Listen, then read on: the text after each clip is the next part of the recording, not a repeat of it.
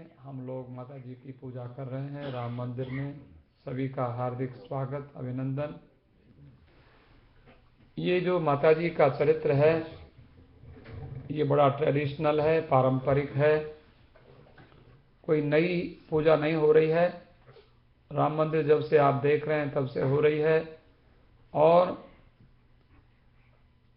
भगवान श्री कृष्ण जी के माता पिता ने भी ये पूजा की थी। देवी भागवत की कथा वसुदेव और देवकी ने भी श्रवण किया था। 27 दिन के बाद भगवान श्री कृष्ण घर लौटे थे। श्री कृष्ण भगवान खो गए थे, तो वसुदेव देवकी ने भागवत की कथा सुनी, माता जी का पूजन किया, तो 27 दिन के बाद विवाह करके लौट आए। जाम्बती के साथ विवाह हुआ। वशिष्ठ जी से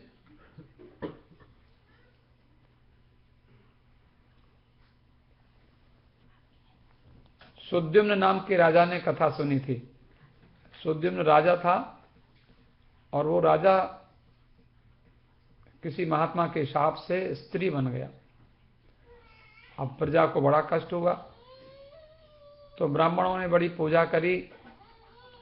तो फिर पूजा करने से इतना फल हो गया कि 6 महीना स्त्री रहता था, 6 महीना पुरुष रहता था। लेकिन 6 महीना बेचारा कमरे में बंद रहे, राजा कैसे बने।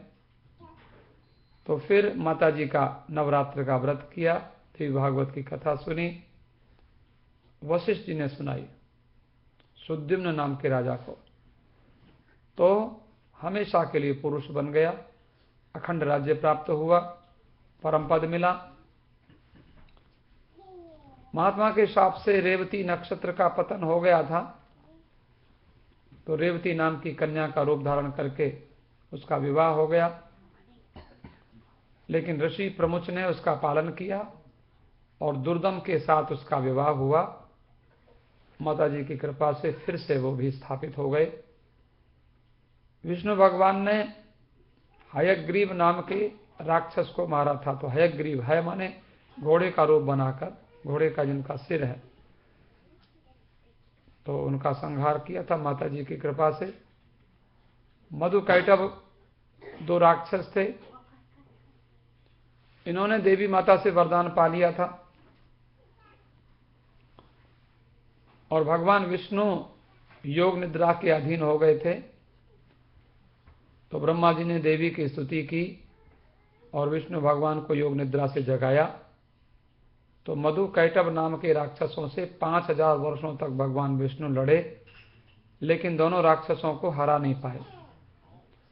तो विष्णु भगवान ने दुर्गा माता की स्तुति करी, माता जी की पूजा की। मधुकैटभ सम्मोहित हो गए और विष्णु भगवान ने उनका वध किया। मधुकैटभ क्या है, इसमें देवी भागवत में लिखा है कि विष्णु कर्ण मलोद्भूत, विष्णु भगवान के कान से इनकी उत्पत्ति हुई है।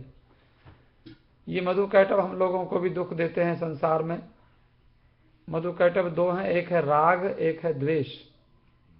हम किसी से राग करते हैं, किसी से अटैच हो जाते हैं ज़्यादा, और उसके लिए किसी से झगड़ा कर लेते हैं, उसके लिए पाप भी कर लेते हैं। और किसी से द्वेष करते हैं तो द्वेष करते हैं, उसको हर्ट करते रहते हैं, उसको कष्ट पहुंचाते हैं। और ये राग और द्वेष हमको दोनों ही कष्ट देते हैं। और राग द्वेष लेकर मर जाते हैं, तो फिर जिससे राग होता है उसकी सेवा करने को फिर जन्म लेते हैं, जिससे द्वेष होता है उससे बदला लेने को फिर जन्म लेते हैं। तो इसलिए ये राग द्वेष को मारने वाली माता जी हैं। माता जी की पूजा से राग द्वेष जब तक नहीं मिटते तब तक शांति नहीं मिलती मनुष्य को। ये जो कथा है, इस कथा की बड़ी भारी महिमा है। महाभारत में व्यास जी ने भुवनेश्वरी की उपासना 5 पांडवों से कराई। भुवनेश्वरी का बीज मंत्र है ह्रीम, HREEM, ह्रीम। ये ह्रीम भगवती भुवनेश्वरी का बीज मंत्र है। गांधारी, कुंती, उत्तरा, ये सब ने माता जी की कृपा से महाभारत में इतने सारे लोग मर गए थे, सबका दर्शन हो गया। माता जी ने सबका दर्शन कराया। कृष्ण भगवान जब अंतर्हित हो गए, कृष्ण और बलराम जी चले गए संसार छोड़कर, अपने धाम को चले गए, तो पांडव लोगों ने स्वर्गारोहण किया, परीक्षित को राजा बना दिया। परीक्षित राजा बन गए तो परीक्षित को तक्षक नाग ने काटा, तो परीक्षित ने सुखदेव जी महाराज से देवी भागवत की कथा सुनी, उनका मोक्ष हुआ। परीक्षित के पुत्र हुए जन्मेजय। जन्मेजय राजा ने व्यास जी से कथा सुनी। आद्या शक्ति भगवती एक सुंदर विमान में ब्रह्मा विष्णु महेश को बिठाकर अनेक लोकों की यात्रा करा रही थी। अंत में भगवती के दीप में पहुंचे और ब्रह्मा जी ने माता जी के चरण के नाखून को, पैर के अंगूठे के नाखून को देखा। उनके नाखून में, माता जी के नाखून में सारे लोकों के दर्शन हो गए ब्रह्मा जी को। और उसमें फिर सारा ब्रह्मांड भगवती के चरण में देख करके मां ब्रह्मा विष्णु रुद्र को भी देखा, माता की स्तुति करी।